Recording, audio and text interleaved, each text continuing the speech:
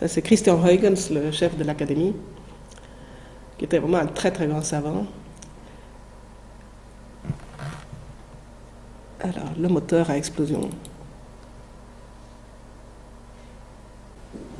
Donc ça, c'est le premier moteur à explosion donc, qui a été testé en France en 1690. En fait, à l'époque, on ne cherche pas encore, on cherche à utiliser comme moteur, en réalité, la pression atmosphérique. Parce qu'on avait découvert que l'atmosphère pèse et qu'il s'imaginait qu'elle pouvait être utilisée comme une source d'énergie. Et en fait, ce qu'ils font, c'est le premier moteur à explosion. Avec en bas, c'est la petite boîte qu'on voit, c'est là qu'on mettait la poudre.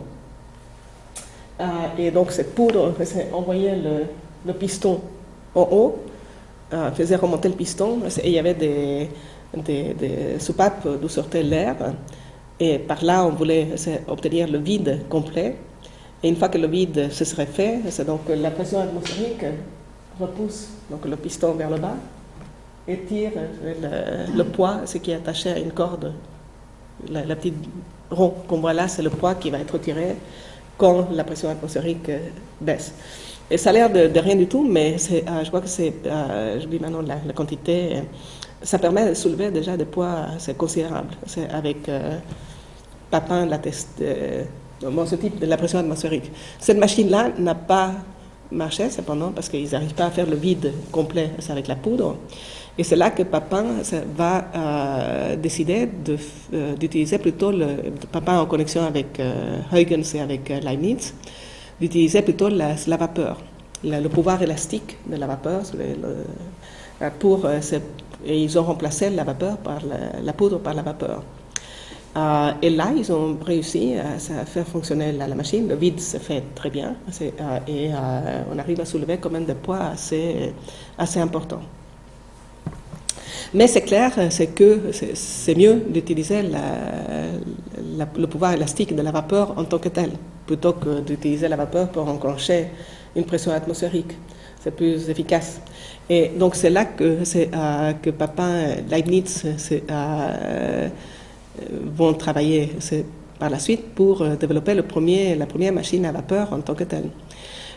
Il faut que je trouve... Je peux rajouter une chose? Oui. Ceci, c'est qu'ils se rendent compte que cette machine à pression atmosphérique, c'est que la seule façon de remonter la puissance, c'est d'avoir un piston de plus en plus grand, parce qu'en fait, il faut la pression atmosphérique sur le piston. Donc la seule façon de remonter la capacité, c'est de remonter la taille du piston. La surface. Oui, la surface. Alors qu'avec la vapeur, justement, la vapeur, on peut la comprimer. Et toutes les formes de la machine à vapeur, c'est contrairement à la pression atmosphérique, on ne peut pas la comprimer. Tandis que la vapeur, c'est là, oui, on peut la comprimer. Donc elle est beaucoup plus apte à être domestiquée par l'homme que justement Alors, prochainement, nous allons publier donc, tout un article sur cette machine-là, sur le processus qui a amené à la création de cette première machine à vapeur. Et je vous incite vraiment à le lire, c'est parce que ça contient le dialogue entre Leibniz et Papin pour vraiment utiliser la vapeur en tant que telle. Et c'est vraiment, on voit Leibniz qui pousse. Là, on va, si on fait ça, on va trouver vraiment la force pour vraiment créer les conditions d'une grande production et une vie meilleure pour les hommes. Et Papin lui-même est aussi très excité. Quand il découvre qu'ils peuvent faire ça, il dit qu'il est conscient d'avoir découvert une force qui peut augmenter le pouvoir de l'homme à l'infini. Qui peut augmenter le pouvoir de l'homme à l'infini, et faire qu'un homme puisse faire avec ses moyens, un homme puisse faire avec ses moyens ce que 100 autres peuvent faire sans elle. Donc un homme avec une machine contre 100 hommes sans elle. Donc vous voyez, c'était quelque chose de très conscient et c'était pas pour avoir plus de profit comme aujourd'hui. Aujourd'hui, on fait ça pour virer du monde, et ce monde-là n'est pas remplacé, c'est pour faire des profits financiers. Là, c'est vraiment clairement que c'est la société humaine, c'est qui va gagner de ça. Et donc, ils découvrent finalement ce qu'ils peuvent faire cette machine, et ils vont la monter en fait sur un bateau à vapeur, ce qui va réellement fonctionner, et que Denis Papin va essayer d'amener en Angleterre. C'est parce que Denis Papin était protestant. Donc, à partir d'un certain moment, lui et Leibniz, il y a beaucoup de pression sur eux parce qu'il y a la révocation de l'édit de Nantes qui avait organisé la tolérance religieuse. Et donc, Denis Papin tente de sauver son invention en l'amenant en Angleterre, sans se rendre compte exactement que l'Angleterre était déjà en passe d'être devenue, en fait, c'est la perfide Albion que nous connaissons aujourd'hui. Mais donc, alors il amène son bateau en Angleterre, et malheureusement, donc, il doit passer par les Pays-Bas, où donc, il va être détruit par des bateliers en folie, qui craignaient de perdre leur emploi. Ou qui avaient été envoyés, peut-être même par les pays, le régime des Pays-Bas, pour détruire une invention qui allait les gêner terriblement. Mais donc là, on a la vraie machine à vapeur. On a, dans A, c'est la cocotte, c'est là qu'on fait la vapeur. Et de A, ça passe dans le récipient, c'est dans le cylindre. Quoi? Oui, c'est un pointeur. Donc là, c'est ici qu'on fait la vapeur. De là, donc, il y a une valve qui permet de l'orienter vers ce piston. Là, c'est donc le piston va être repoussé vers le bas.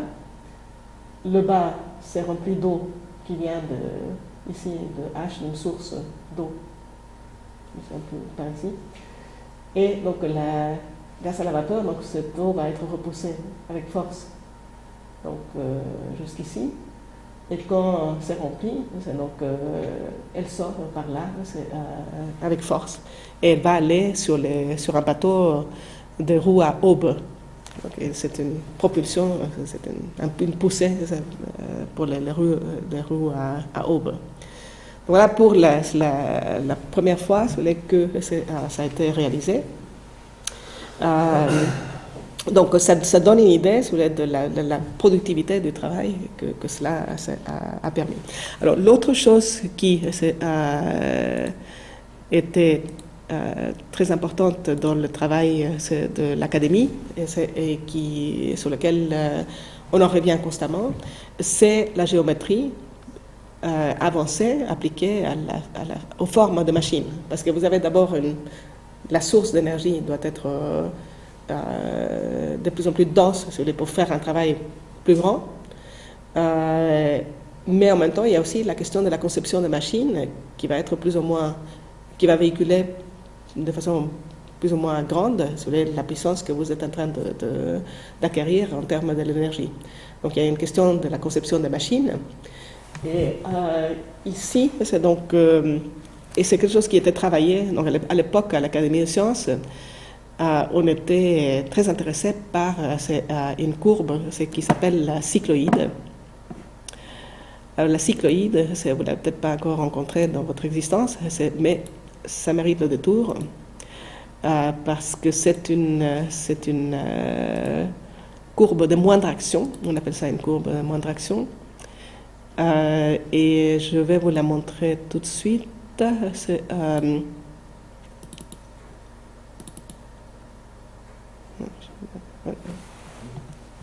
C'est une courbe qui est obtenue par donc on marque un point sur un cercle et on fait rouler le cercle sur lui-même et on suit le point.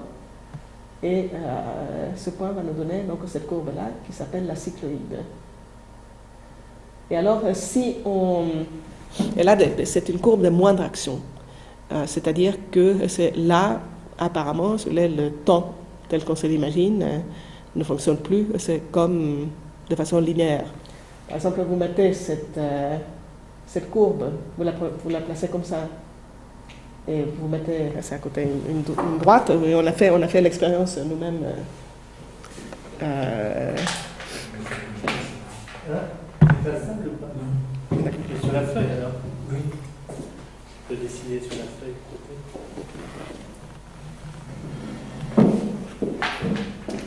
Donc si on place la cycloïde comme ça, et nous l'avons fait de telle sorte qu'on l'a construit, et on a déplacé, on a mis 2 billes.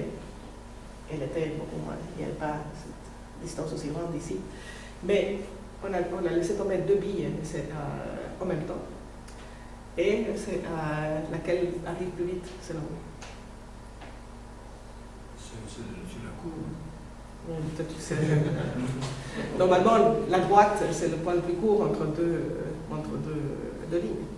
Et dans l'espace physique, ça ne marche pas toujours comme ça. Donc, parce que là, c'est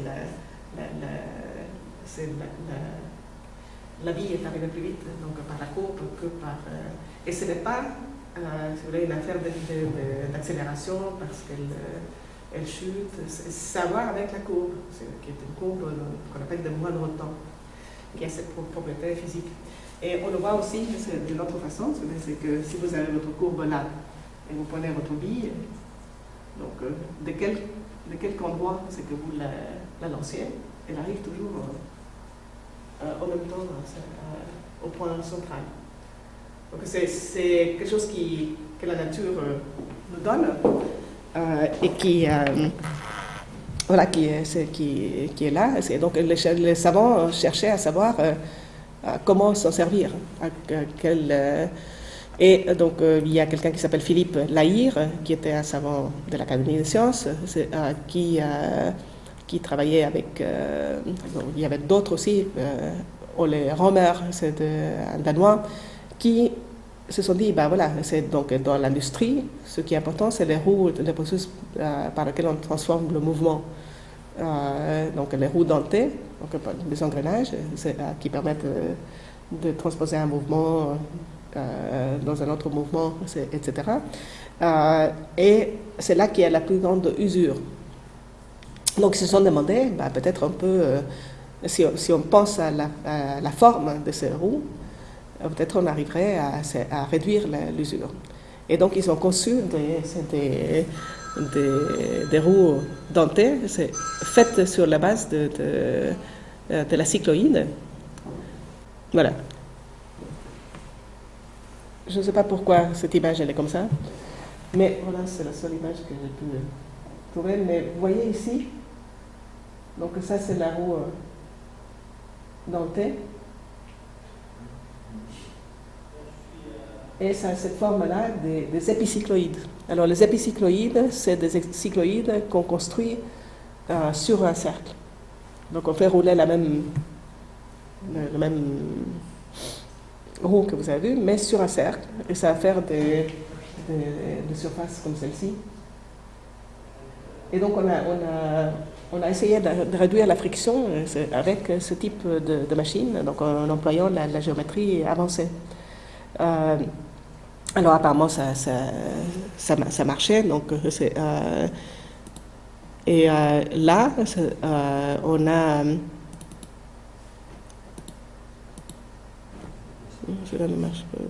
j'en ai une autre. Donc ça c'est le même Lahire a utilisé a utilisé les hypocycloïdes, c'est-à-dire des cercles qui évoluent de la même façon au sein même d'un autre cercle. Et il a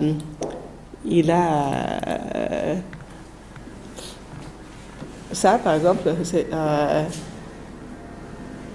alors vous pouvez vous dire, mais quelle application ça peut avoir dans quoi que ce soit, cette chose-là, c'est intéressant. Vous voyez, c'est un cercle d'un rayon de moitié du premier qui est en train d'évoluer à l'intérieur. Et bien, cette chose-là a une certaine application puisque on a réussi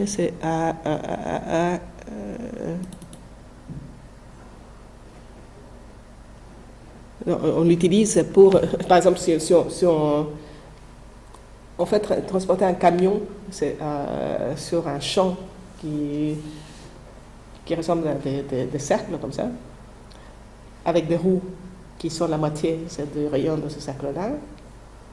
Et ce camion va circuler tout à fait correctement sur ce champ qui apparemment personne, sur lequel rien ne pourrait circuler. Alors, est-ce que je l'ai ici? Voilà. C'est pour les routes en Belgique.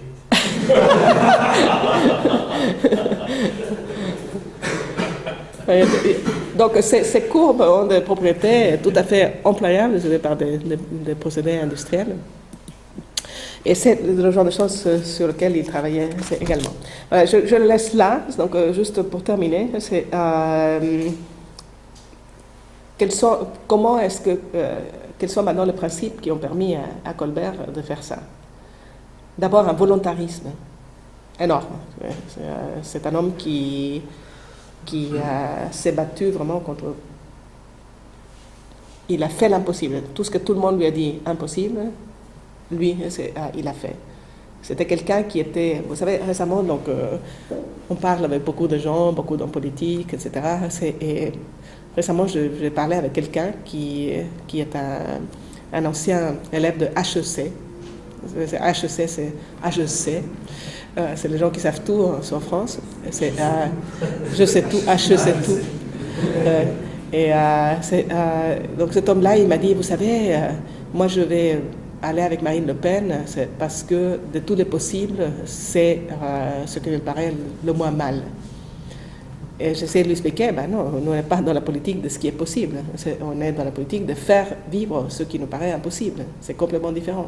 Et ça implique un volontarisme de tonnerre. Ça implique vraiment aller, d'une part, vous qualifier vous-même, et ensuite aller contre la plupart des idées reçues. Et trouver dans la masse des gens qui croient comme vous que ces impossibles sont possibles et qui n'est pas non plus un téméraire, qui a des bases pour le penser. Donc, volontarisme. Et ça a disparu dans la génération du baby-boom. On ne peut pas être volontariste si on n'a pas une certaine autorité de soi. De savoir que vous êtes dans le juste et que vous allez amener à provoquer un changement et que vous prenez la responsabilité. Ça, la génération de baby-boom, ils ont préféré aller chercher vers d'autres énergies, sources d'énergie que les moteurs, les moteurs mentaux. Voilà, c'est ça. Donc ça, effectivement, ça détruit la capacité d'avoir ce volontarisme. Donc ça, c'est la première chose. Deuxième chose, soutien absolu de l'État. Non pas, le soutien de l'État n'est pas là pour traîner les chômeurs, c'est pour faire le travail de dame de charité auquel il est réduit aujourd'hui par un système où d'un côté les financiers profitent, et de l'autre côté les États essayent d'acheter la paix sociale en donnant quelques aumônes ici ou là au peuple. Non, le soutien de l'État va à la production, à la haute technologie, comme l'Académie des sciences de Colbert, et à la production pour garantir que l'économie ira dans le bon sens et permettra à tous les peuples de vivre correctement. Ensuite, c'est un soutien absolu à la production. Et les gens qui produisent sont sacrés. C'est ça qu'il faut soutenir, avec évidemment tout ce qui n'est pas directement productif, comme par exemple la recherche, l'éducation, les professeurs, tout ça, mais qui sont nécessaires donc, à créer une force de travail qualifiée. Et enfin, donc, c'est un mépris, c'est une haine même contre tout ce qui, comme la finance, vient donc empêcher les gens de produire. Et si vous regardez autour de vous aujourd'hui, c'est combien, déjà tous les jeunes chômeurs dont a parlé Guillaume, tout ce qui vient, toute la nouvelle génération qui arrive sur le marché avec toute l'énergie des jeunes qui veulent faire, se transformer, etc., tués dans l'œuf. Des générations entières qui n'auront pas de futur, qui ne seront pas des producteurs, qui n'apporteront pas, avec leur énergie nouvelle, les changements nécessaires à la vieille génération. voilà, ça c'est l'essence et c'est les enseignements que nous en tirons donc, pour aujourd'hui.